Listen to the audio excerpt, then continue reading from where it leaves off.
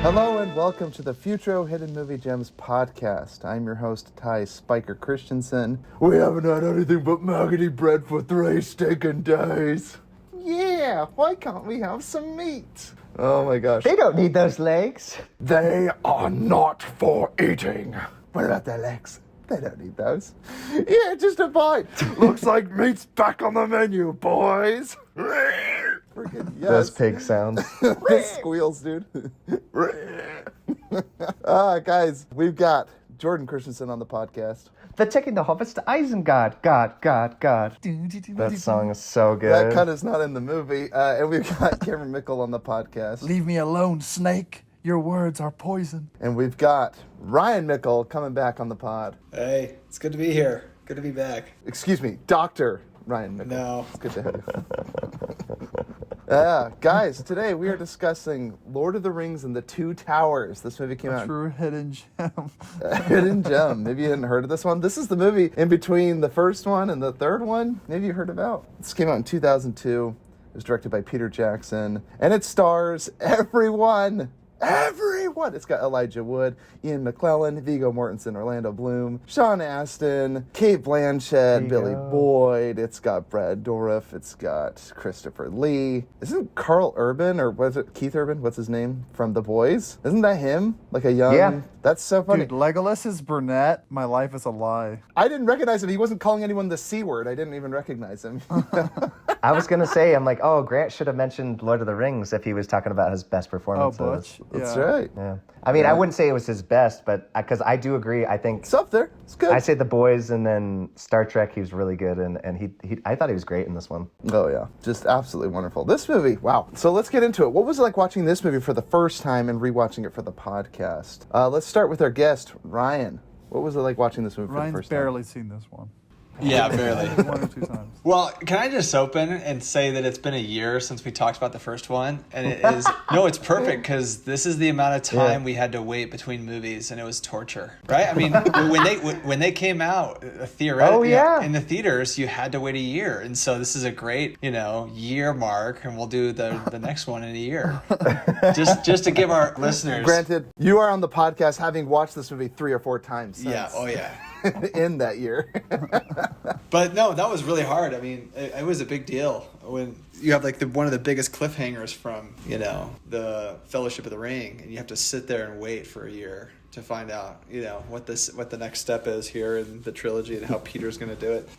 I think going into any sequel or any trilogy or anything like that, you are a little skeptical, especially when you have a knock it out of the park kind of introduction to a world. I mean, I think that Peter Jackson did such an amazing job of creating this world of Middle-earth on screen and delivering with the Fellowship of the Ring. And so I think in a way I was a little skeptical going in until the first 5 minutes when he opens it. I mean, that scene with Gandalf, as soon as I saw it for the first time, I was like, oh, giddy up. Here we go, dude. Like, this is going to be an amazing movie. And yeah, heart-wrenching scene, and then it turns into like one of the most bad, senior moments, I guess. That didn't really work.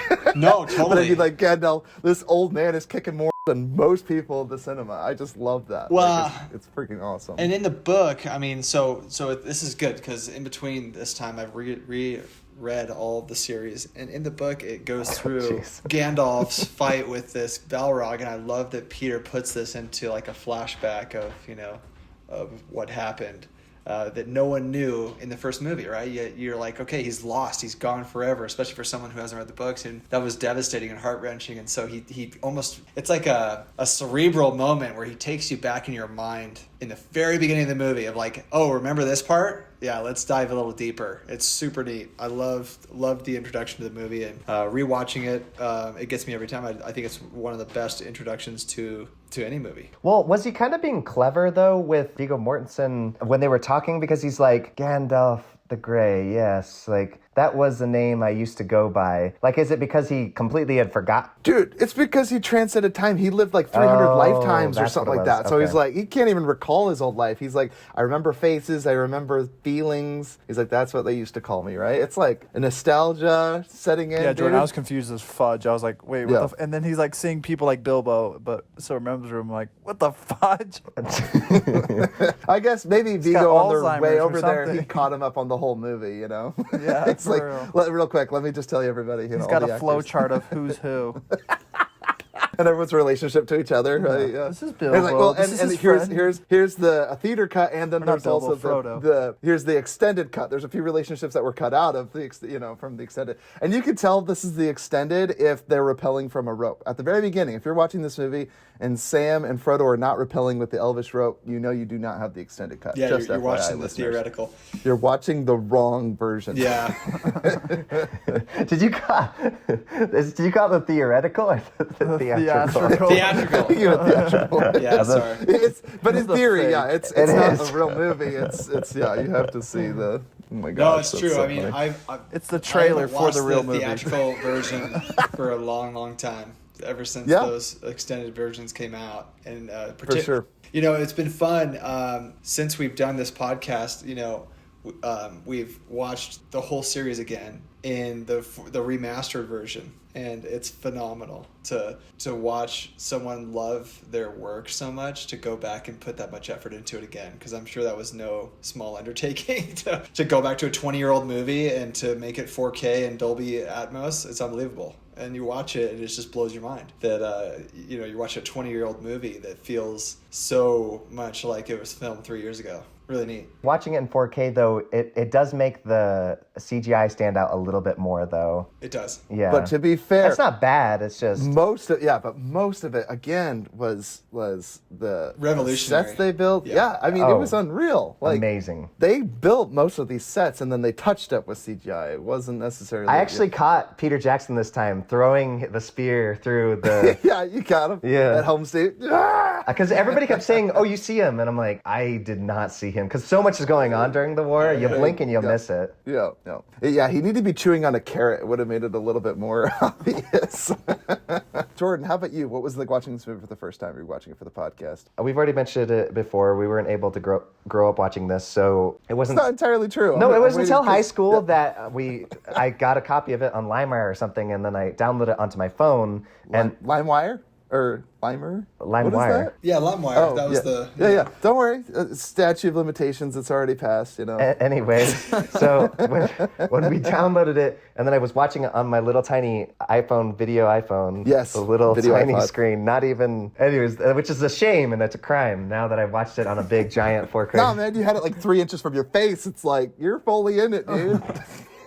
No, but now watching on a big screen, it's just, so beautiful. You know, Has decent visuals. I'm actually bummed I didn't set up my projector to watch it, because I think I would have liked it a lot more than watching it on my big screen. Because I kind of like when it feels a bit more seamless, like when you can't tell the CGI stands out so much. I'm not saying it took me out of the film, but there's a few moments I'm like, oh, I could see the difference now that it's digitally remastered. Still loved it just as much. Actually, this time, I loved it so much, I could not stop crying. I was just like, throughout the entire film.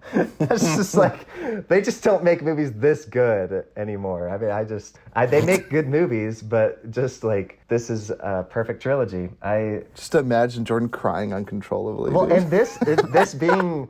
Like, Jordan had a similar experience watching Rise of Skywalker. I know you'll argue that perhaps The Dark Knight is the best sequel, but I think this is the best sequel. No. I'm sorry. This is so good. That's so interesting because I will say, as a trilogy, The Dark Knight Rises hurts it, No, in my you're opinion, high, you're more high. than this, more than The Return of the King. You're high. Because Return of the King is a Return perfect of the movie King too. is better than Dark Knight Rises, but overall, There you go. Overall, Yeah.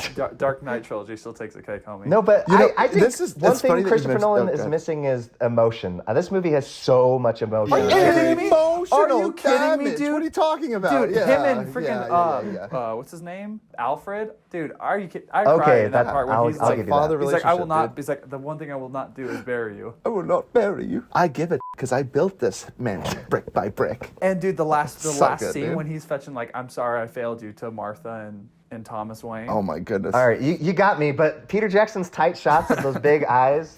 How can you not love that? They're very different. Dude, no. To me, it's the first movie when Frodo turns around after Gandalf is gone. He just turns around. He's got tears rolling down it. The saddest face, dude. Cameron, I'll give you credit. I mean, I'm not going to convince you otherwise. It's funny you added dimensions. I rewatched that whole series like a month ago, and it's a great story. And Christopher Nolan's masterful. It's hands down the best Batman, but it's just not the same story. It's just it doesn't move you like with the same music. Like certainly the music in Dark Knight Rises is good and everything, but the whole picture, the whole package is just they're both very different, right? And so and in a way, to credit the writer of the books, Tolkien, it's just a very masterful world that he was able to share with us, right? And as cool as macho as Christian Bale is, I'd much rather be Viggo Mortensen in this movie. I'm just saying. Oh, I love Viggo. Holy shnikes, is he the coolest person on Earth? He's a handsome man in that movie. He is the most handsome, rugged. Yeah. I'm not saying I'm.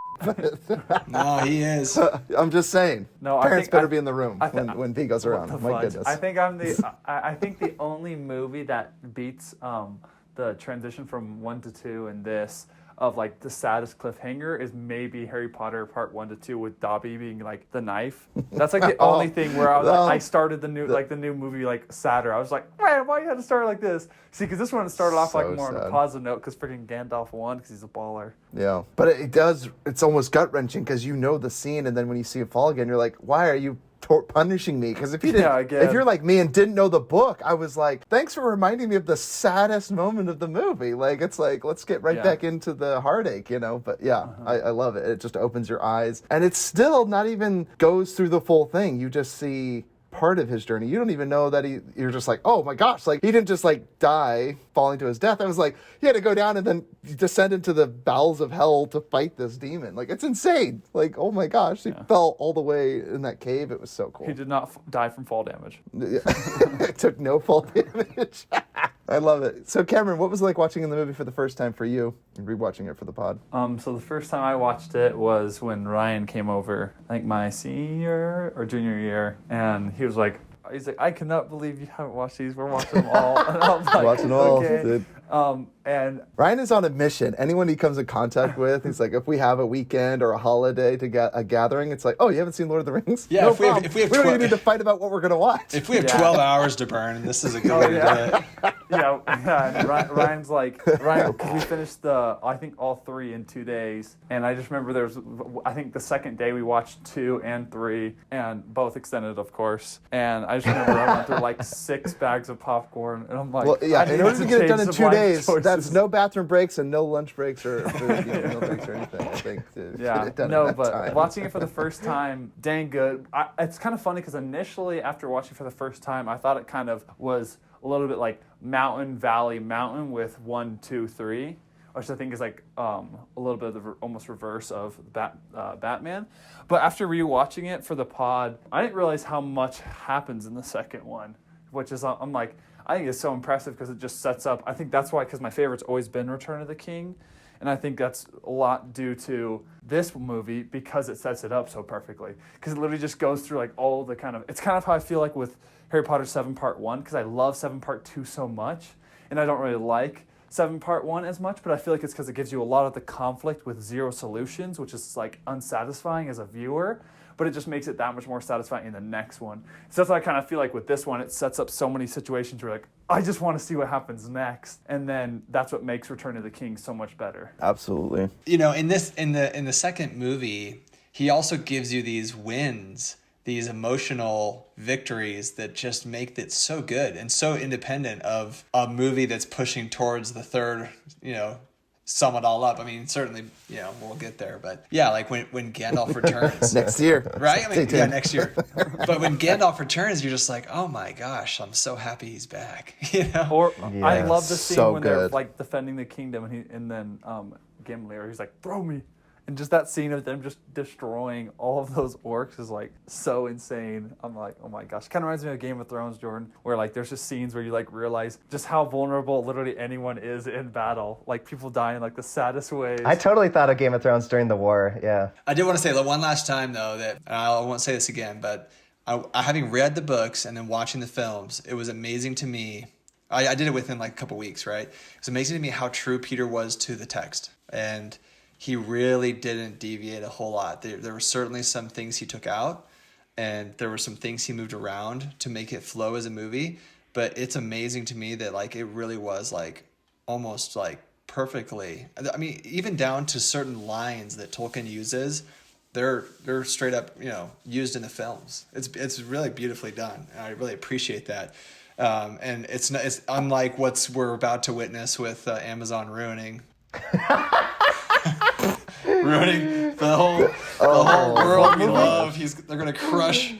Amazon Middle Earth. purchased the Middle Earth movie, yeah, and it's I $1 saw billion. it. They paid like $1 billion for this thing, and it looks like crap. I'm looks sorry. awful. They're gonna ruin it. It looks like something like from like the Big Hero 6 universe.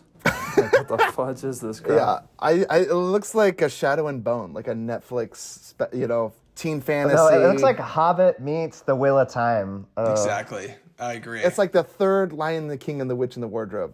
I had to plug that It's like because second- there's so much labor of love for years and years and years into these films. And you watch some of the behind the scenes stuff on the extended versions, and you get like a real idea of what they all lived together. I mean, it was like they're all just filming straight through for a couple of years, right? And so they're all just man, it was amazing. And I love how they pulled their culture into it.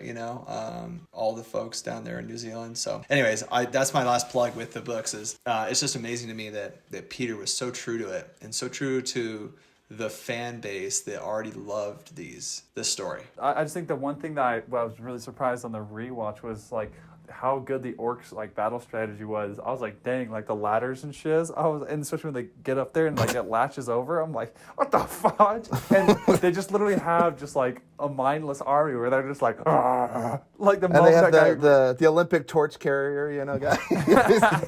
Shoot him down! Oh my god! Just dive bombs, He did it kamikazes, for and his shit country, out of the wall, dude. He's just getting mowed down. He's a Gets two Mother arrows Russia. in his freaking trapeze. What is it called? Traps. I don't know. Muscles, traps, His dude. He trapeze. gets those arrow on both sides. He's like, "Ugh." And he just Freaking dives awesome, for the win. Oh my gosh, dives for the win, dude.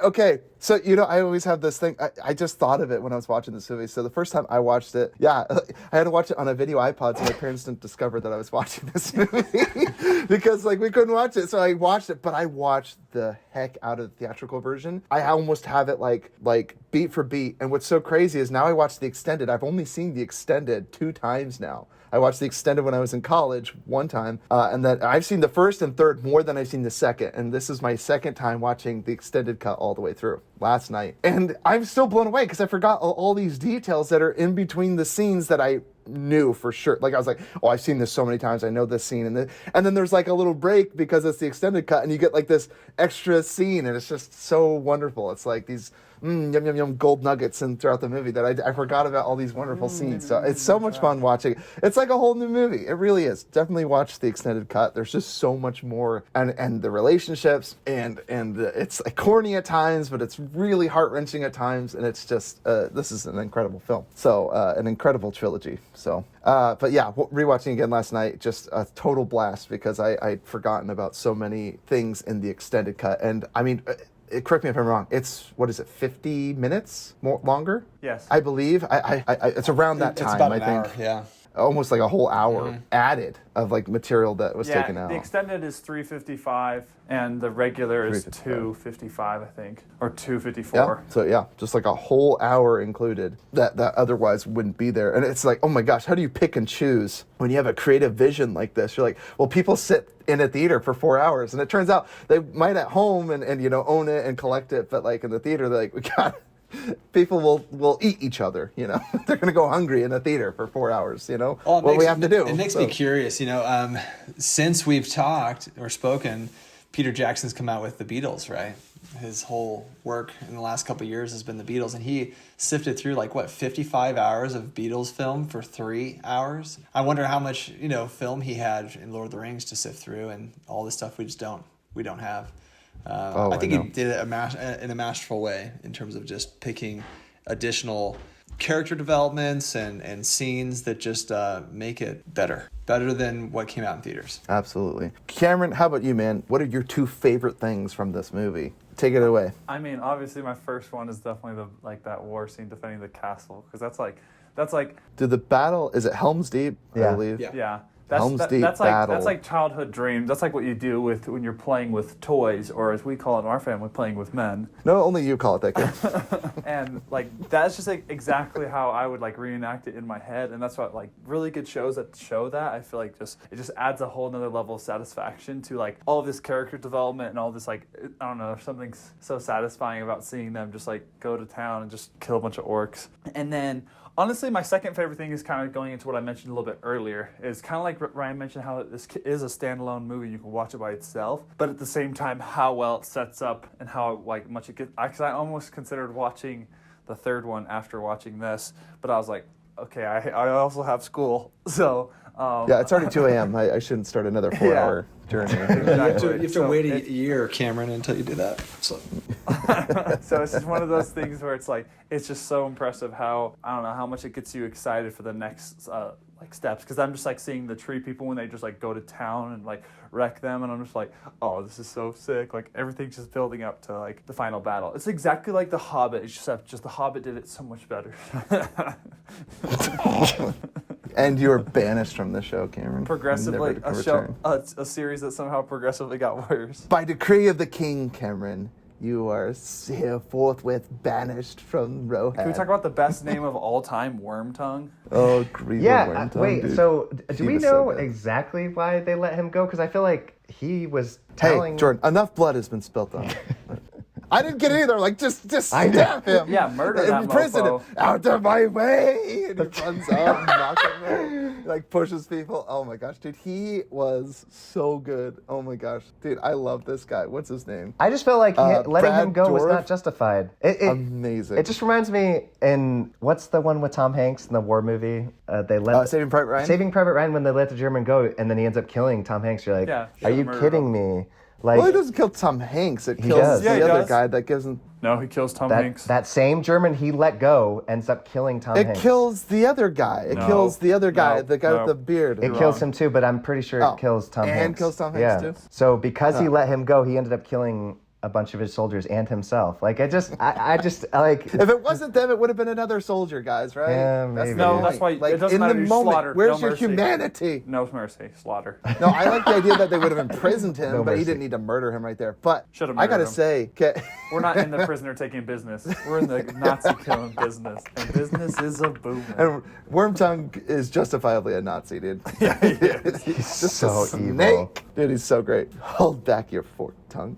All right, I love when Gandalf comes in saying like, "Oh, you wouldn't take a man his old walking staff."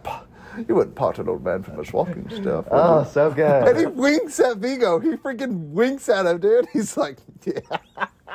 It's so good, dude. All right, Ryan, have you thought of your two? Yeah, I think the overall crescendo of the movie is like pretty palpable, where you have this like really scattered group of you know random people on a fellowship, and they're all like, he does a really good job of just developing each character and their scenes and mixing it all together, and then it crescendos into Helm's Deep, where it's like, oh wow, like look at the rise of Isengard, right? And like I think that one of the best parts in this entire film is the dialogue between and this dialogue actually, you know, it's scattered throughout the book, but Peter put it really well in the King's Hall right before they're about to ride out, you know, and Aragorn and Theoden are kind of having this, you know, Aragorn's super hopeful we're gonna make it through the night, and Theoden's like, it's over. What are you doing?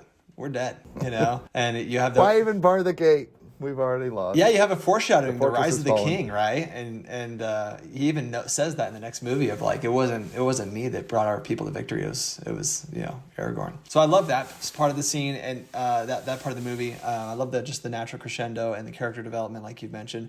For me, I say it every time I watch these films. I like lean over and I'm just like, the music is masterful. And it really, it changes the entire film. If there was no music, these films, you know, like what Howard Shore's done, these films wouldn't be as good. And the cool thing is, Howard Shore was on the sets. I mean, he was fully in on this series, and it really shows, doesn't it? It's really impressive. Oh my gosh. Without the music, it would have just been nothing. Yeah, I agree. I mean, for me, the music makes these movies so amazing. Well, I think I sure. think this does really good job at kind of, because that's what I feel like The Dark Knight Rises does really good about the music, like eliciting of emotion. I know Jordan's very like hit or miss with how he feels about when like a song forces you to feel emotion, but at the same time, like sometimes like some of those songs I'm just like, wow, this is so beautiful. Like, Yes. Well, no, I agree. Yes. But see, it's funny that you mentioned emotion, because when I watched The Dark Knight, specifically, like that rising tension, I felt very uneasy, and everything with Joker was manic. Yeah. This one is just, it's so, like, there are moments where it's very peaceful and blissful, and it's, like, sublime, and then there's times where it's, like, I mean, the battle is so harrowing. You're like, oh my gosh, like, they are being just backed further and further into a corner. And this was already set up. When they left their village with Rohan, he's like, if we go to Helm's Deep, it's like, that place is, like, it's like, we're going to be backed into a corner. And he's like, we're going to be fine there. And then, like I said, they're, like, at this fortress, and you're like, they're going to be all right. And then the dive bomber, freaking blows up the wall. You're like, yeah, for the win. They're gone. Like, they're screwed. Like, their whole plan out the window, dude. See, and every single Marvel movie needs, if you want to know how to do like a giant army to fight at the end, this is how you do it. Not like every one of your movies that suck. So yeah, a faceless CGI army. No, army. I will say this though. What is so amazing is this almost ruins like battle epics and knights, all those movies like with castles and guards and shields, because this is the best one. This is the best. Like, I tell people when they watch Saving Private Ryan, they're like, oh, I want to get into war films. I'm like, it's the best war film. Like, now there are a few that are really, really good. You know, shout outs to other war films, but like Saving Private Ryan is by far like the best. Like Fury. And I always compare every other war movie to Saving Private Ryan. Like, I always do. And like this movie is like the fantasy. Like, this is the one you look at, yeah, for fantasy and for battle sequences. Helm's Deep battle, the way they staged it and they set it up, you understood like the layout of the land. You understood like what it meant when the wall was breached. They have the battle on the inside of the wall. Then they're retreating back further into the fortress, into the Great Hall, and then there's the caves beyond it. It's like you understand like how grave this moment is when they're in the last hall where you're supposed to be dining, and they're like, orcs are breaching that room. It's so terrifying. Like, and like you said, you mentioned King of Theoden. He's like, it's over. And Aragorn's like, okay, can the women and children get to safety? And he's just like, man, he's like completely defeated. Like, he's of no help. And Aragorn's like, step aside. Okay, get the women to safety best you can. Like, he's still a leader, and he hasn't he's not in shock or whatever. But to Theoden's credit, he's been through a lot in the last 24 hours. He's been like Possessed. being fed poison through his face. Yeah, possessed. Got an exorcism performed on him just 2 days earlier from freaking Christopher Lee. Dude, Word Tongue like poisoning him so Christopher Lee could like talk through him. Amazing. So good. Visuals, show don't tell. Like, again, it wasn't apparent that he was like literally talking through him, but then you see Christopher Lee get thrown across the floor when he like smites him with his staff. He's like, I will draw thee, Saruman, like poison from a wound. And he's like, you have no power here. And then he like throws off his cloak, and he's just like, ah! And then smashing his staff, and he keeps getting thrown against his throne. It's so good. It's really creative filming. Oh my gosh, It's just so good and exciting. And again, it wasn't like, oh, he's being possessed by the thing. It was happening. It made so much sense. You knew that the wizard, you kind of knew the limitations of their power, and it was so good that he didn't fear the Grey, but he feared Gandalf the White, because he came back and he's like transfigured. He's more powerful. It's just so good. But again, he's not the wizard that solves all their problems. Like, he's a guy that can like perform an exorcism really well, and he can call and rally other troops to come in as reinforcements, but he's not like the end-all be-all like overpowered wizard. He's like perfect, but he's filled with knowledge, battle strategy. He's just amazing, wizened old man. So best sage ever. So take it from Gandalf. And then my second favorite is just all the orcs. The orcs and the goblins in this movie are so good. Like, they have as much personality, being like, see, we talked about faceless CGI army. They're not faceless. Like, I can name like the personality of some of the orcs, like the Boston one. Why can't we have some meat? These guys are so funny. Like weird little orcs that like have personalities and quirks about them. They're hot-headed. Some of them are upset with the other breeds that like have like a like a racial aspect to it, or whatever, like hostile toward one another. He's like, yeah, you're a pure Ulrich or Akai or whatever, it's just amazing. Like, and they have like, enmity toward one another. It's just so good. And then you watch them get birthed like in a nasty, disgusting amniotic sac, and they like peel them out. It's just so gross, and it's so good, and it's awesome. So the quotes from the orcs' personalities, that's another win for me. I just love that. So, but Jordan, how about you? 2 of your favorite things from this movie? Oh, now that you've taken all of them, Ty. I said 2. No, you Battle of didn't. Helm's Deep. Like 10. Yes, I did. And then you I talked. gushed about that. Then you went off on a tangent on Gandalf and everybody else. Gandalf. Yeah. But the characters are all good. But anyways, so just kind of actually piggybacking off of a lot of what's already said, because you guys have mentioned everything. But Ryan said it crescendos, and Cameron mentioned Inglourious at one point, and Quentin Tarantino likes to essentially stretch out tension, which this does extremely well, and it builds on that tension, or essentially crescendoing, like Ryan said, where it's like from the big words. Anyways, what is happening is like all the people, you can hear their stomp. It's almost like T-Rex is coming in Jurassic Park. You can hear the ripple effect in the water. You can hear that the loud drums slowly approaching, and then it starts to rain, and just that tension, and then just it slowly building on itself, just constantly. And of course, the song, dun, dun, dun, dun, dun, just kept coming, dude. Just keeps coming. Dun, dun. Yeah, and then them slowly getting like more intense. Like they did the little ladders, and then they brought the giant ladders, and it's just like they just keep getting bigger ladders. and then they're coming in through one side when they blew up the thing, and then they're trying to come in through the other gates as well, and they're breaking through those doors. And what's really awesome about Peter Jackson is he'll give you a wide shot and a scope of the scale of everything, and then he'll zoom in and give you an emotion from both sides. And you can feel it, and you feel like you're there, and you're in the battle, and it's all gritty and gross, and then he backs back out, and then you get an idea and just of what's happening next, and he just builds on that, and then adding on top of that all the beautiful everything else, and then throwing in that music. And the scene you had already mentioned, Ryan, my teacher actually showed us that in my film class. And he said, if you want to see anything, like he said, just take a lesson from this scene. And he showed us that scene. He's like, just played it out and said, a quote from Martin Scorsese is, more important than anything that, like any focus shot, like the perfect, beautiful shot, he said, is the emotion you're feeling.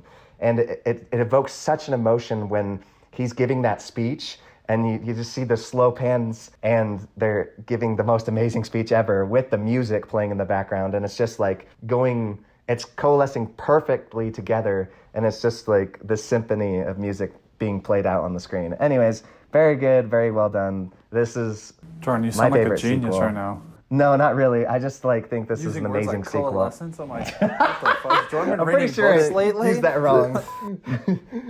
Congruent. I'm not sure the word. Tangent. Converge. They coalesce. They coexist. Jordan, you bring up a really good point, and I just wanted to bring light to this for all of the women that love love stories. There was no love story in the books between Arwen and Aragorn. I mean, it is interesting. minimum. And so this is completely... Later, babe. Pretty much. I mean, it's like, oh, hi, you're but back. in Elvish, of course, in Elvish. And it's the emotion that he draws in.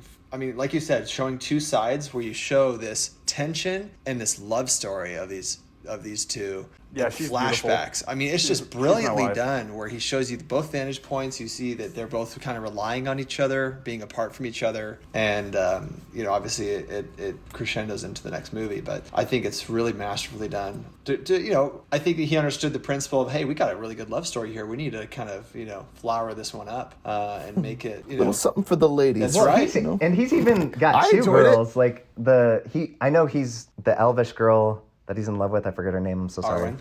Yeah. Arwen. And then he's also got the other girl that really likes him, the king's daughter. Yeah, Eowyn. Yeah. Eowyn. Yeah, King Theoden's daughter. Yeah, dude, but that's what's the good part He's of way it. out of her league, though.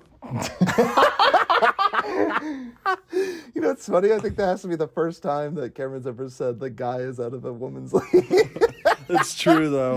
I'm like, do not settle. Hey, do not Cameron's just settle. upset that Theowen's cooking abilities, dude. That's something taken out of the. That was so great when she makes him the bowl of soup or stew or whatever, and he's like, oh, and he takes a bite, and he's like, he completely stops chewing, and he's like, oh, it's good, and then she starts walking away, he starts dumping it out, and then she turns around, he's like, yeah.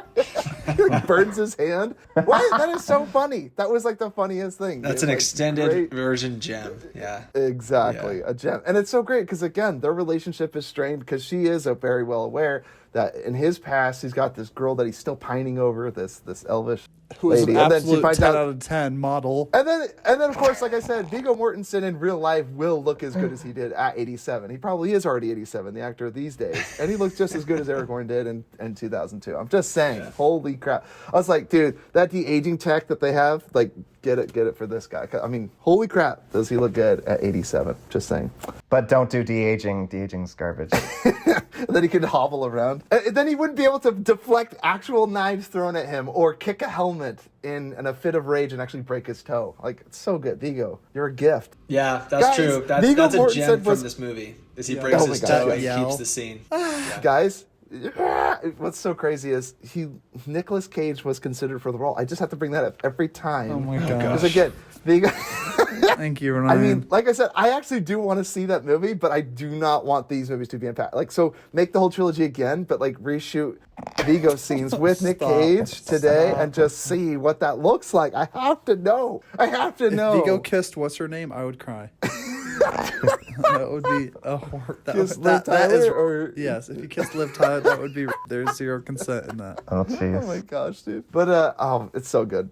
Absolutely love it. And so I want to get into nitpicks. Do you guys have any nitpicks before we get into, or like questions that you had? The only thing I can think of is like people could say it is too long, which it definitely is like a commitment to sit down and spend 3 hours and 55 minutes of your life. But I mean, it's This worth is a it. weird one. This is a weird one. I think this movie suffered from the pop culture. Like, everyone I knew would try to do their The first Gollum rate bit voice. intention of Gollum. We haven't brought up Andy Serkis's performance, which he won an Oscar for, by the way, Well as a deserved. CGI monstrosity. It's incredible. It's an incredible performance. CGI And it's an incredible. monstrosity. Well, he is ugly looking. I mean, I'm not saying it was bad CGI. That's pretty dang impressive CGI. No, Yeah, it was it's the great revolutionary. reveal. Capture- This movie Yeah. was the great reveal of Gollum. And Yes. he is such a huge character in this series. And the whole So first big. movie, it was concealed, right? They did Yeah, not you barely bring it. see him. Yeah. Yeah. in the distant, right? And he's like, they know he's skulking around, but they don't approach him up. But Skulking around. And here's what I will say. Back to the very beginning, you said, hey, how is it watching it for the first time and how is it watching it again? I think the more you watch these movies, for me at least, particularly in the Gollum scenes, I find it harder to like really get into it and like enjoy it. But when you watch it for the first time, you are like, I mean, I remember being like entranced. I was like, this is amazing. This is amazingly done of how they did it. Yeah, but I mean, I don't want to say that as a general umbrella that those Frodo and Sam parts always drag. They're important to the movie and they're important to the book, but at the same time, it's like harder to watch and watch and watch and watch. that's so funny. This time, I found it as the tree imps part. I'm just like, yeah, Pip and Mary, hang out in the forest. I got it. After they escape from the band of orcs, I'm like, and Uruka, I'm like, okay, whatever. You find the trees, and then you find out the trees are like upset, or the imps or whatever, the tree herders are like, oh, my trees are dead. Darn you, Saruman, I'm gonna kill you now, and then all the trees fight, and it's awesome. But I'm just saying, like, the whole time that's building up, I'm like, oh, they keep coming back to the trees again. I'm like, yeah, fast forward, skip. But I liked Treebeard. He's a cool character. Like, he's so awesome. He's like the wizened Gandalf, but works for the EPA or something. I don't know. It's awesome. Well, another reason So- for that, though, is if you have a really intense scene and you break away, it actually gives you a second not only to breathe, but then when you come back to it, it makes it that much more intense. It's crazy. It Yeah. actually works, but... No, for sure. Yes, and again, you mentioned we mentioned the last Skywalker, Rise of Skywalker, kill Chewbacca, and then 3 seconds later, he's fine. This one, Aragorn tumbles off a cliff, which, again, one of my favorite scenes from the orc. He's like, tell us what happened to our friend and I'll ease your passing. Yeah, he's dead. He's like, tell us what happened to him. He's like, he took a little tumble off the cliff. You lie. He dies. Funniest death. I mean, unintentionally funny death. I'm sorry, but that is the funniest, like, gasping for life. But yeah, and then Aragorn's missing for a good, like, 20 minutes, like you said, and then it goes to, like, 2 other scenes, and then they finally come back to him. Like, you're like, oh my gosh, like, we might live in a world where Aragorn is dead. Like, if you don't know the story, you're like, this is heart-wrenching. Like, you kill off the most handsome person out of the whole cast. It's scene for scene out of the book. Who are we going to ogle now? I mean, Orlando Bloom, no knocking him. He's a handsome man, but he's almost too handsome for his own good. Yeah. And not as good of an actor as Viggo. Like, Like Viggo brings So much. the big guns. Yeah. Yeah, so much. I mean, you Holy really cow. fall in love with Viggo in this movie. Yes. Hands down. I mean, gosh, he is just so well done. I mean, everything he did in this movie was fantastic. I guess my only nitpick was the difference between, so there's, in the extended cut, maybe you don't remember this, Ryan, because you haven't seen the theatrical in so long, but there's a scene when the little boy's like, oh, we're going to be okay. And he's like, it's okay if we have hope. Like, that's a scene that I think actually I'm glad they cut, because it made that speech at the end so much more powerful, because you think there is no hope. But he kind of built and set that up ahead of time. And I don't know, I kind of liked not having that. But maybe it's... I will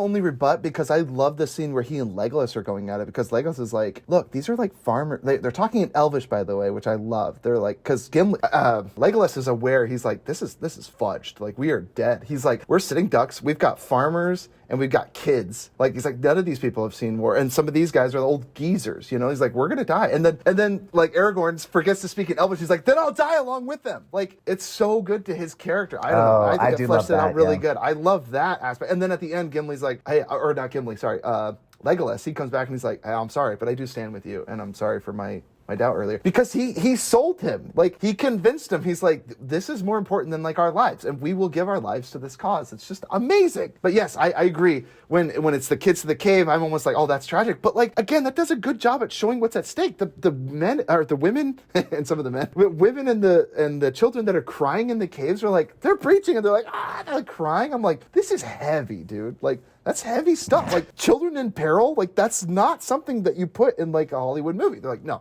We don't mess with kids. Is there We something don't mess wrong with the dogs. gravitational pull? You keep saying this word heavy. It's true though. No, it's the emotion aspect. We heavy. He pulls it Yes. in for sure. Yes, love that. The part that I cried at, I was just going to say, so emotional. It was the scene Wait, you when cried in a movie? I don't believe it. Yeah, you cried in this movie. all the elves, when they showed up to help and join forces with them, like, amazing. They're like, we had a treaty way back when, and we're here to honor that. I just got emotional because, like, we live in such a time where it's like, and I love it. The trees even say are like, what side are you on? Sides? We don't pick sides. And I'm just like, I love this movie because it's like they're joining together forces to fight a greater evil, and it's a beautiful message. As long as they're all. Brother. I'm totally kidding. This is- I'm just saying, hey, the new Lord of the Rings is gonna fix all that, guys. Don't worry.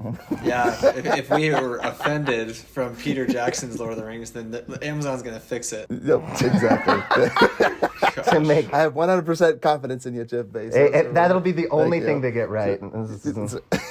Hey, let's check that off the The list. check boxes. Yeah, they're gonna make everyone feel included there.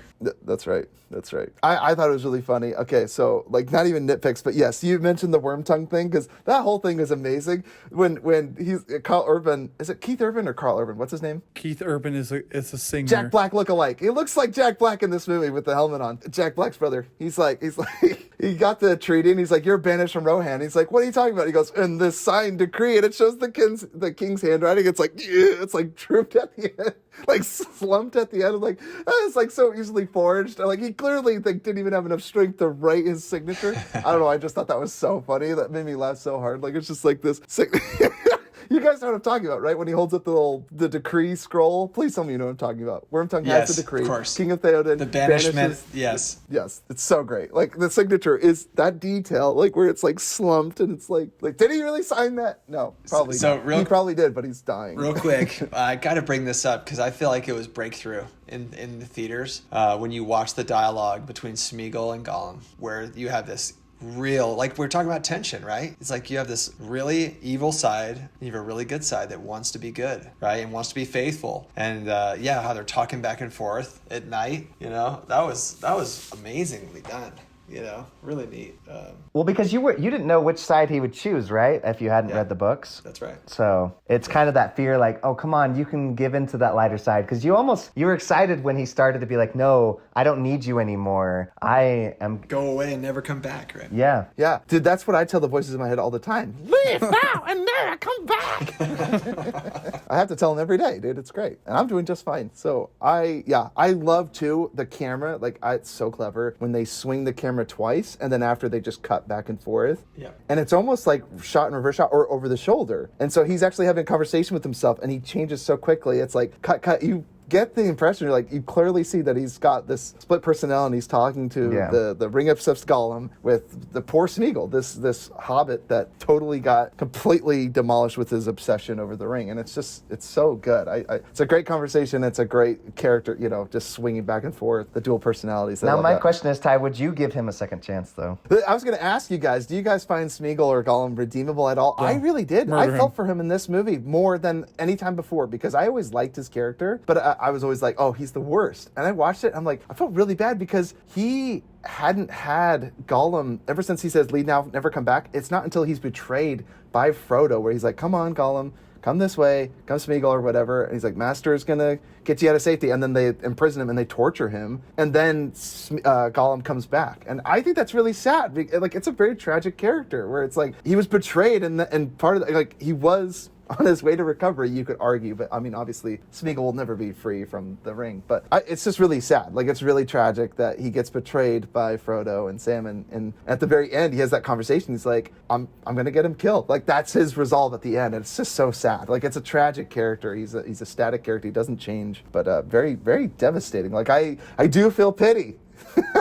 I actually felt the emotion that the movie was trying to elicit. That's pretty impressive. So, but Cameron, you say no, you're like, no, Yeah, burn kill him, Yeah. stab him. I would say run slice him this up sword into through his pieces. face. Boil him, mash him, and stick him in a stew. Raw and wriggling. Potatoes. I love it. Dude, the marshes were terrifying. There's like a horror movie in this. Like the marsh scene where the eyes in the water. Yeah, terrifying. Peter had fun with that Pop one over. for sure. Oh, You yeah. could tell. Dude, with his direct debut, Brain Dead or whatever that movie was, zombies, all that stuff. That's his department. Those creatures in the water. Oh, my Yeah, God. I did want to bring up a quote. Yes, quotes, throw them out. So I loved how Peter, he really made the focal point of this whole film, obviously Helm's Deep, and the books are a little different. There are some parts in Return of the King that are in Two Towers, but I think it was cut very well done and masterfully, But there's a scene where Sam and Frodo are talking, right? It's like this reset moment of like, what the heck are we doing and why are we here and what are we doing here? In Osgiliath, right after, Frodo and Sam are encountered by the ring wraith again, right? And they're saved and, With a dragon. He's riding a dragon this time. Yeah. And so really quick, upgrade. Sam just goes on with this like kind of very poetic story of like, it's really, really masterful of Tolkien to say like, hey, this is a good versus evil story. And you have one of the protagonists mentioning that in the dialogue of like, hey, there's dark times and there's good times. And he says, I'm reading it, folk in those stories had a lot of chances of turning back, but they didn't because they were holding on to something. And Frodo says, what are we holding on to, Sam? And Sam says that there's good in this world, Mr. Frodo, and it's worth fighting for. It's really awesome to have that put into a story of like that recognition that most humans really love the good versus evil in a story. And Those who have souls, at least. Two Towers shows it on film. It shows it in the books, and it's like this middle player of just like tension between good and evil on the fight towards Middle Earth. I love it. Oh, that's deep, dude. And I feel bad because I was like thinking of the quotes that I wrote down. They were all the dumb things the orcs say.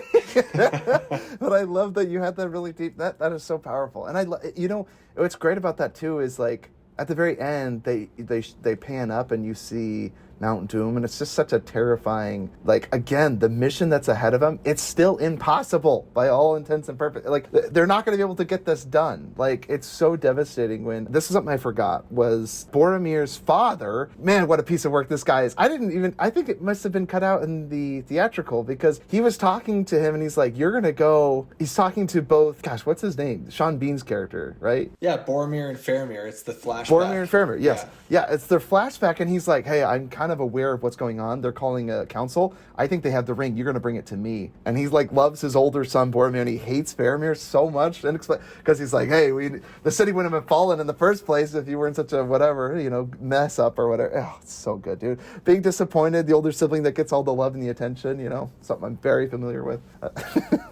Just the other quotes that I wanted to throw out there real quick. I love the scene, and again, we talked about relationships. It's really sweet. It's like a love triangle, forbidden love that you don't know what's going to happen with Liv Tyler's character in Aragorn. You're like, what happened? It's still a mystery, and it's under the surface, and it keeps showing up because he's got the pendant that he almost loses when he falls off the cliff, and then Gimli turns it back to him, or Legolas does, and gives it back to him. And then, Theoden, I can't remember her name. She sees it and from afar off, and she's like, oh, like reminded, like he is out of reach or whatever. But Cameron was already right? Like Viggo's way too hot for her or something like that. But I love it because there's a great scene where they fight in the hall, and I love that scene where they're like fighting, and he's like, what do you fear, my lady? And all I could think was, drowning from swimming in your eyes all day. My goodness, Viggo Mortensen is so handsome. I just had to throw that out there. My goodness. And Drowning. Dude, he's so good. I'm just saying. This is how type. That's right, dude. Stupid fat hobbit. I just love that. I just love it. So I always forget his name, Boromir. These men are thirsty. Bring out the ale. I don't know why I think that's funny. Bring out the ale is just really funny. I'd love to have him at a party. It's great. And Can't handle his grog. Can't handle his grog. I love it. And then I love at the very end when he's like, keep away from the trees, when all the orcs go running from the second tower, they all run into the trees. And it made me think of like, don't go in the long grass or whatever from Jurassic Park. The Lost World. I don't know why I did it. Like all the trees are just going to eat them, and you see all the trees like, and then you hear all the orcs screaming. You're like, velociraptors all in that forest. So it's great. So. I like, Gandalf saying, I come back to you now at the turn of the tide, just like awesome, and they throw that into the trailer. And can we just like briefly say that trailers are like a dead art now with movies? That like any trailer you watch, you're watching the bloody movie, and you're like, come on, man. It's awful. Yeah, stay away from trailers, just teasers. And you go back and you watch the trailers for this movie that were done, and they're masterful. They give you information, but they don't show you enough. Yeah, and just so enough. That's enough to intrigue you, but not to spoil the ending. Yeah. Case in point, The Rise of Skywalker. Watching the Millennium Falcon with all the cavalry behind him. Oh, do you think that might be the ending of the movie? I think that might be the pivotal moment of the movie. In the trailer. Thank you. It's so embarrassing. I love it. I actually haven't seen the trailers for these movies for like forever. Oh, you got it. But I will say, pull them up. Yeah. What a crime! When they made the new trailer for the Jeff Bezos Prime Lord of the Rings coming out, I think here's how I would cut the trailer. Everybody listen up. I'd play that song that Pippin sings in the hall for that evil king. Home is behind, the world ahead, there are many paths to tread. That song, I'd play that, and it could either be Pippin doing it again or some other person singing, and then just cut intermittent, like very few snippets of like some guy standing in the rain with a torch. You got the little hobbit freaks, or whatever, and that's the trailer. But gosh dang it, it's like, I don't even know. The dwarves don't even have beards. The bearded women couldn't put a beard on that lady, but I'm just saying, you should. Because, you got to, in keeping with the respect. Where's the respect here? Respect. They just don't have respect. Respect! They don't have respect for the source material. And I love what Ryan mentioned. And that's like the whole reason why we're still talking about these movies now. And it's one of the greatest trilogies of all time is because he had respect for the source material and did a really good adaptation of them. Like, now it's just like, oh, thanks, J.R.R. Tolkien. Like, we'll take it from here with messaging and like, it's like, thank you for keeping nothing sacred to us. Thank you. I think that, I don't know. It's crazy. Maybe I'm speculating here, but that's just what a lot of money does. I don't think that these movies had a huge budget. They did not. They were like, it was the passion. And all these people that go down, they're like these famous people, right? I mean, they were like, man, this thing was like grassroots. It was like done in the backyard. Yeah. And like they were amazed The at New that. Zealanders call it, it was like a Kiwi style of filming, which I love. It Yeah. means like they have those ridiculous close shots. And there's a scene where Aragorn and Gandalf the White are like whispering to each other. They're like outside, smoking a pipe, and they're just like almost whispering. It's like weird, and it's so sweet. Yeah. It's just not in movies so these days. it's unfortunate. I think when you throw enough money around, you run into some creative issues, and so that's probably what's probably going to happen here with the continuation of a series of a world that so many people love. That seemed to be their selling point too. They're like, this is how much money we're putting into it, and it's like, that is not a good sign. Like, In fact, where's the writers? Impress me, right? Yeah, be like keep him like that feeling like Steven Spielberg on the boat. The shark isn't working, right? You got to get them out of their comfort zone to be like, we got to get creative. Like, come on, let's go. And that's some of the greatest cinematic moments. Loved it in Get Out. Great scene going to the what's it called? The Upside Down. Sunken place. The sunken place. He's like, how do I make this crazy visual effect that's like very practical, very simple, very memorable and original. And I'm like, dude, when a director or special effects artist are like, we have like a shoestring budget, what are we going to do? How are we going to create this visual? You get some of their best work. And again, it's the Kiwi style filming, the New Zealand relationships, the small moments, it's the same with close-ups on their face. It's Game of Thrones, same problem. The last season had more budget than the rest of the seasons, but it had no script. And so it was like, that's okay, we'll just shovel it all into special effects, and it was a mess. Shove it down their throats. It was a disaster. And that's why. And boy, did I regurgitate that. That's why this movie and this trilogy is it's like a diamond in the Hollywood rough. There's nothing like it. There'll never be anything like it. It was a one-off, and it's something that, like you said, 20 years later, we're still like drooling over because it's so refreshing to watch something like this. Well, and the studio's still milking. They're trying to milk it in every way possible. Like, look at The Hobbit, you know? Yep, yeah. Right. Well, and so, and that was the other thing, too. Like, how did they get, again, because of the budget, like, Peter Jackson created such a big, magnanimous movie. Like, the first one feels so big. I don't know how he even pulled that off with, movies just look like crap. And like you said, you throw more money at it, it doesn't do away with the problem. And again, you could even argue that, like, the story's very simple. Oh, just take the ring to Isengard. What else is there, you know? And, like, oh, just complicated characters and complicated places. But it's just like you said, it just shows that he cared about it. And right now, I feel like all they care about is the bottom line right now. Like, that's it. That's all I get. Like, there's no works of passion anymore, right? Like, it's just gone. I don't know. Where are all the passionate men gone to, man? I just want to see, like, a work of art that they're proud of, right? And at the end of the day, like, you think Steven Spielberg is sitting there after BFG is like, yeah, I'll fix it in post. Movie's unwatchable. It's garbage. It's a beloved children's story, and it's not a watchable movie. Like, where's the passion? Like, did you grow up reading it? Do you even care? Jeez. Go into retirement or come out and make a movie that you're proud of, please. Please, I'm begging you. Peter Jackson, like, even to your credit, like, making Lord of the Rings is incredible. And then I can't help but feel he just loved it so much. It's like, yeah, I'd be happy to make The Hobbit. And to their credit, if you didn't have Lord of the Rings to pair up to The Hobbit, they're probably an incredible trilogy. It just doesn't even hold water next to. Well, I think it would have been an amazing Rings. One cut if they just made it into one movie. It's just, yes. There's a great yes, cut. So they tried to make it into two. The Hobbit was supposed to be two, but someone was like, we can make it more money. Trust me. That's right. We can make more money. And it's so devastating. And that's too bad. Yeah, it's too bad. Yeah. Because again, it's like, you might as well have just made an extended cut of one of these three. It would have been more entertaining, the characters, everything. And they like kind of try to shoehorn in some stuff from the other ones, but again, it's hard. Well, but Brian even mentioned this, like he kept the material, and if they'd done that with The Hobbit, there was material there. But it's a great book. Yeah, it's a good fantasy book. But and he went beyond the material. They went way beyond. It's like, hey, you remember how everyone loves Hunger Games Part 3? That movie, everyone loves that movie. Why don't we do that with The Hobbit? Well, I gotta say, I think he really was true to the text about 85%. It's really true, and That's so awesome. The story Maybe I want to read and the books passion. No, really, you should. I mean, no. it's really well done. Except me and Ty can't read. I think that was the passion behind it all, was being true to the text. It's why it's so good. But I'll get over it, Cameron. I'll do it for Lord of the Rings. I'll learn for the Lord of the Rings. Ty's first book he reads is first book I ever read. The hardest book of all time. I'm speaking fluent Elvish at the end of it, dude. Yeah, Brian, down to the even minute details. Somebody was telling me, look closely, and you'll actually see Legolas running across the snow because apparently elves are super light.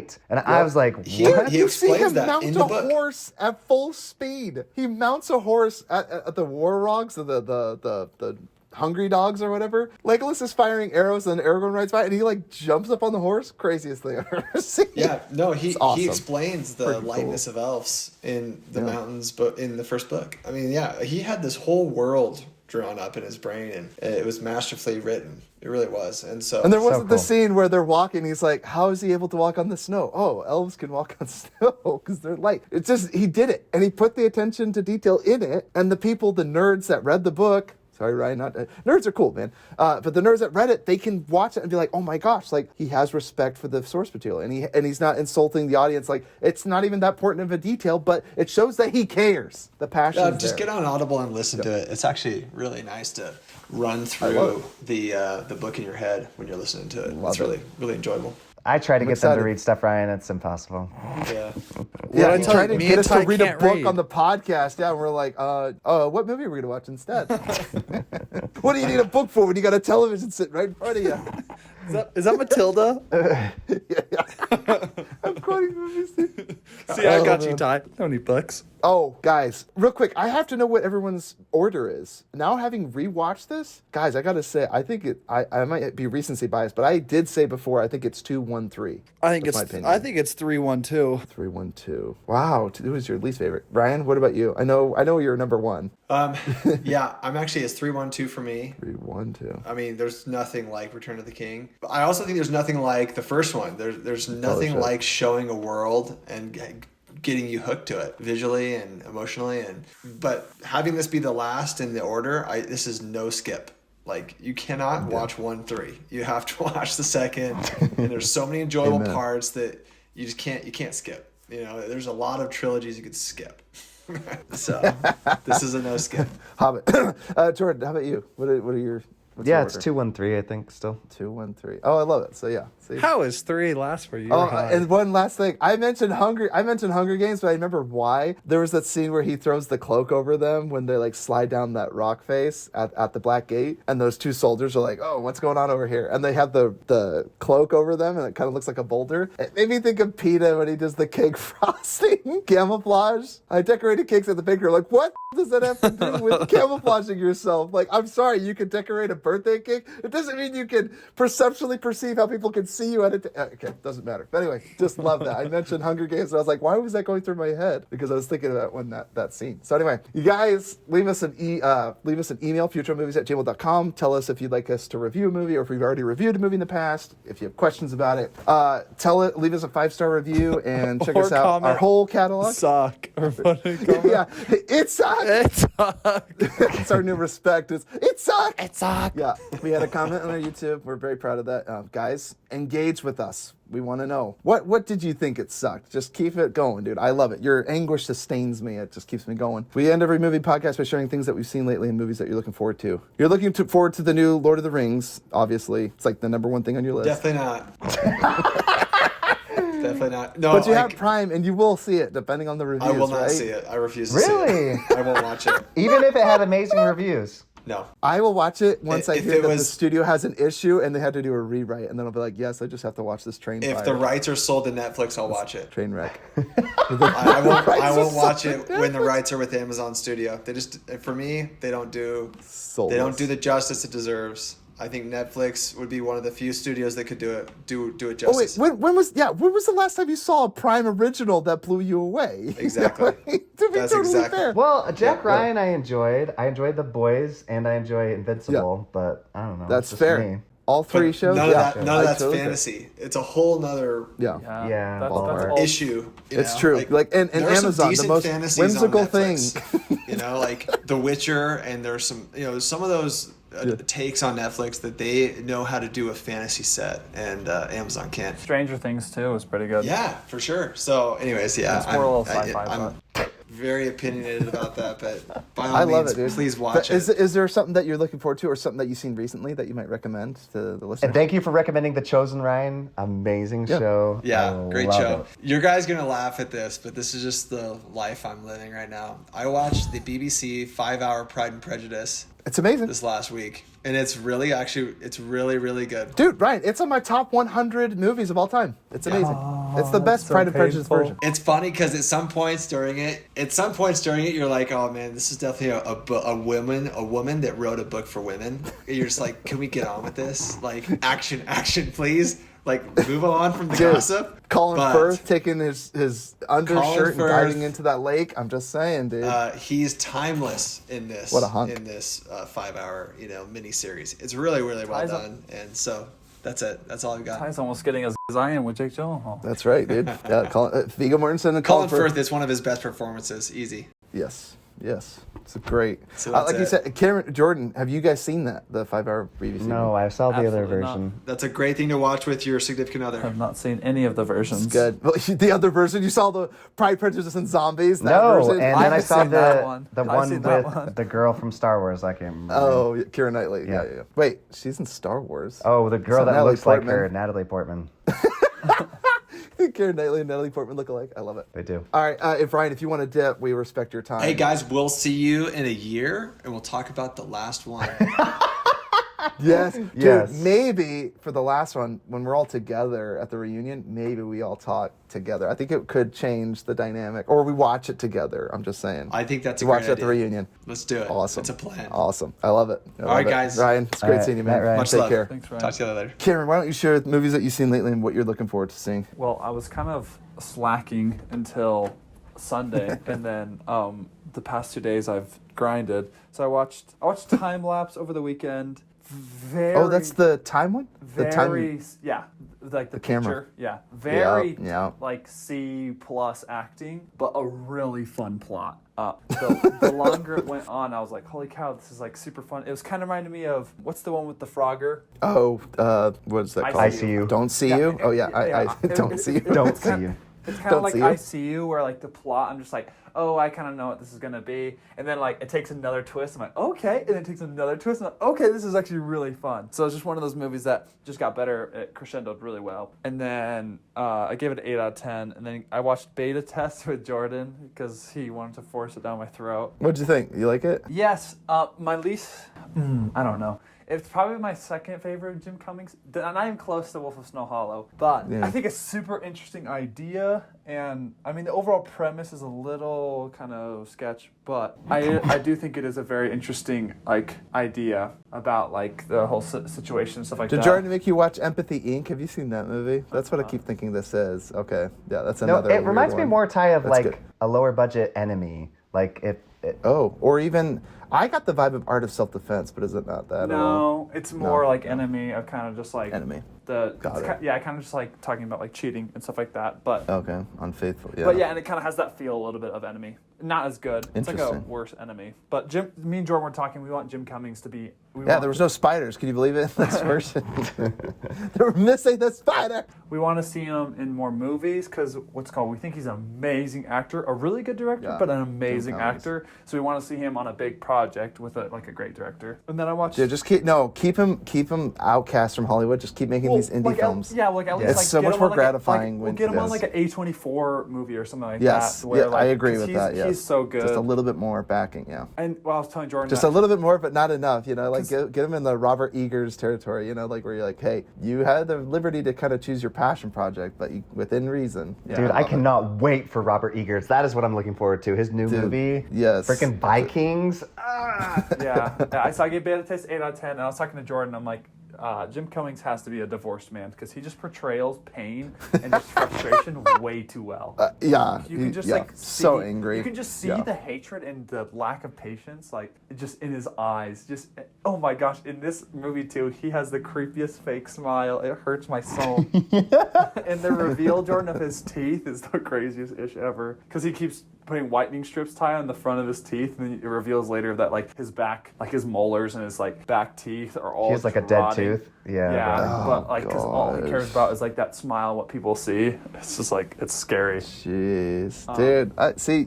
Even just discussing that, I'm definitely intrigued to go watch it now. Yeah. So Yeah. thank you. Well, It's- Cameron, it's isn't the ending a little bit like Wolf of Snow Hollow, where he kind of like he uncovers like the secret behind it all? Yeah, he just obsesses so much that he's like by any means necessary, and then so he goes to the Jeez. lengths to figure out what the fudge is going on, and then he figures it out, and then he's kind of like unsatisfied, with the answer. But Brilliant.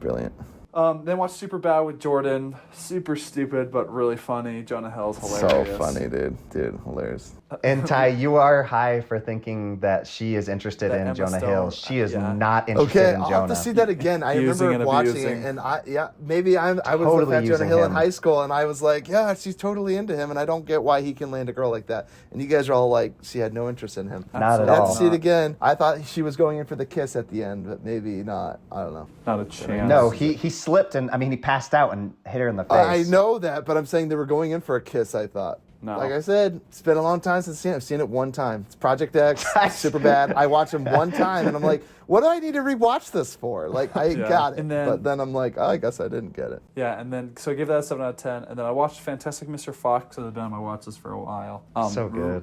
What'd Really you think, fun. dude? I was surprised. It's probably definitely my favorite Wes Anderson movie. Yes, easily. Dude, I want to review think that one it's soon, like yeah. all the best parts of Grand Budapest in one movie.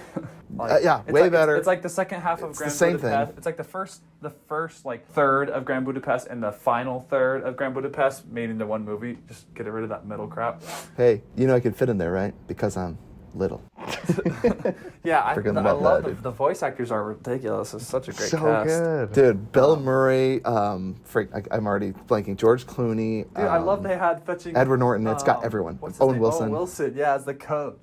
Oh, your dad? No, don't compare yourself to your There's dad. got everyone. It's got everyone that he's used in films before. Everyone wants to work with Wes Anderson. Why not, dude? And then I thought it was a really fun and clever story too, because I was just kind of expecting the whole movie to be about them like stealing from those people, but that was like what happened in the first like 12 minutes. I was like, oh wow, like there's a whole lot more going Bogus buns and beans. on. Yeah, and then also watched Bogus Loose, buns and beans. which has been on my watch list for like 900 years, and so it's on Hulu. Footloose with Kevin Bacon? No, Loose. Oh, wait, what is loose? Loose. It's got Tim Roth, Octavia Spencer. Sorry, it never hit the $5 bin. I don't know why. Sorry, You're totally Cameron. fine. Loose. It's got the kid from It Comes at Night. I don't know. It's hard. I have mixed feelings. I can't tell if I love it or like if I'm kind of disappointed. So I gave it an 8 out of 10. I think it has a tone very similar. Like the music is very kind of similar to ICU and just an overall feeling of uneasiness of just like you can tell something's up in this town. And I think that the kid from It Comes at Night's performance is amazing. I was a little unsatisfied by the third act. I was just like, I don't know.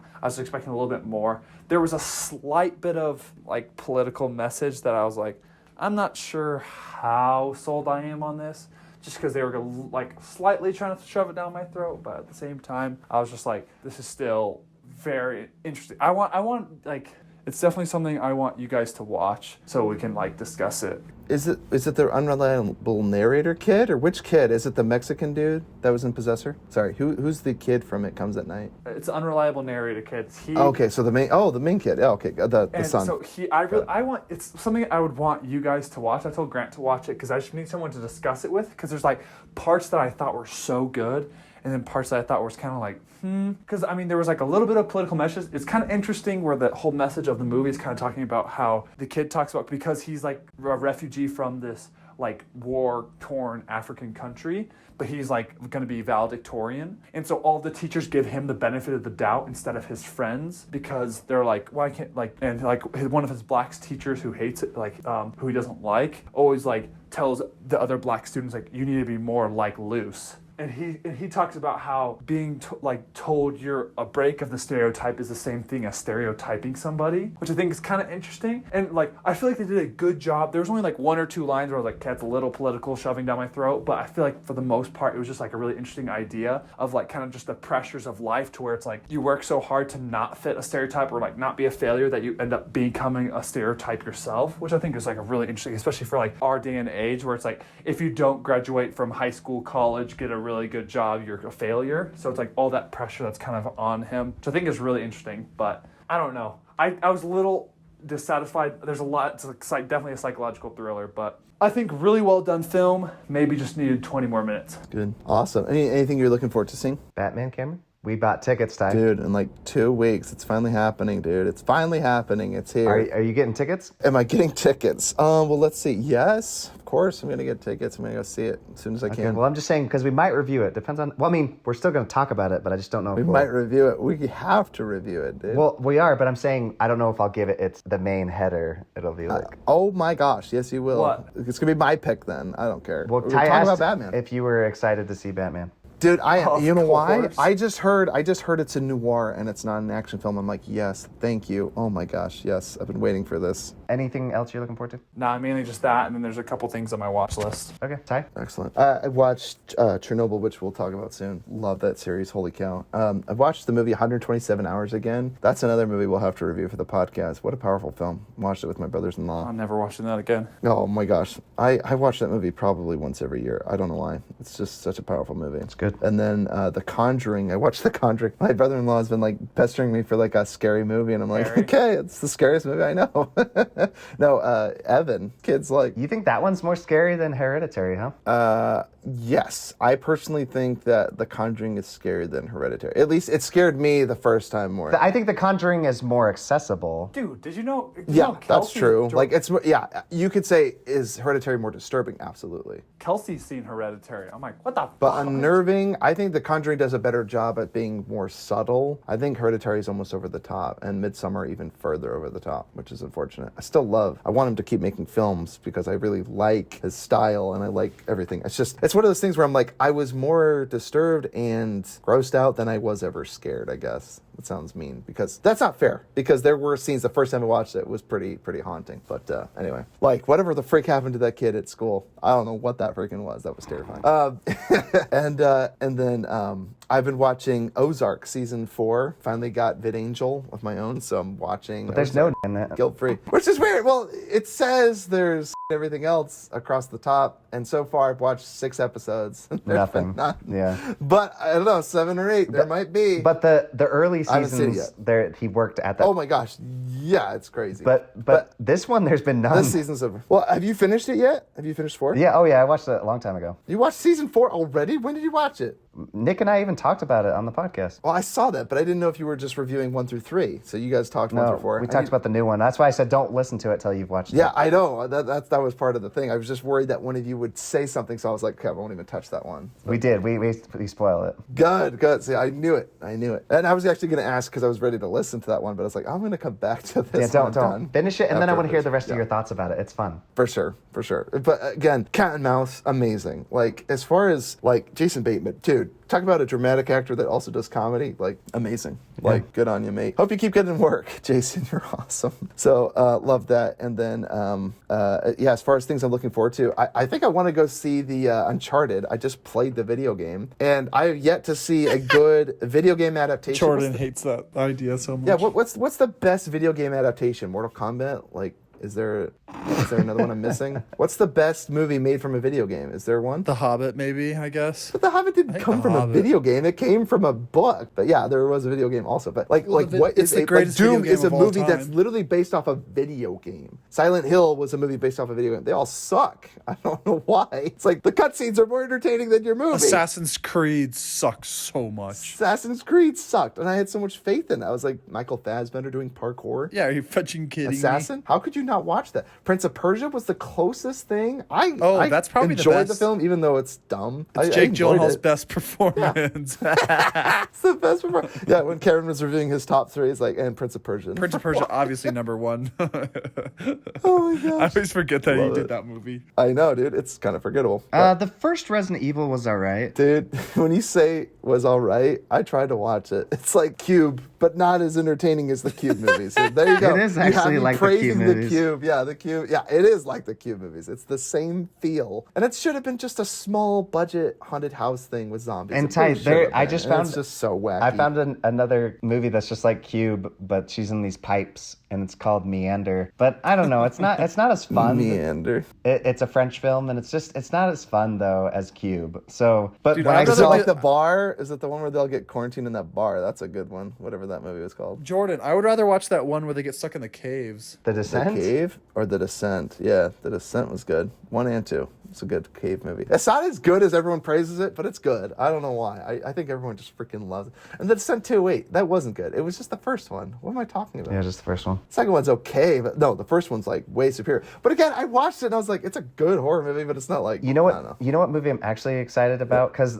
Batman, I was so excited when it first dropped that first trailer, but now I'm Oh my like, gosh. because it's been so long waited for, I'm like, Yeah. I don't even know Ready if I'm to get it excited over with. about it anymore. Jordan, you're talking about Paul Dano and Robert Pattinson. Get excited, okay? I know, I'm trying, but Ty, this has been, we've This been is waiting. a noir film. I cannot wait to watch it. We've been waiting too Cannot long. But you know what I'm really excited about, and I've watched the trailer a million times for? The new Cube remake. Are you kidding me?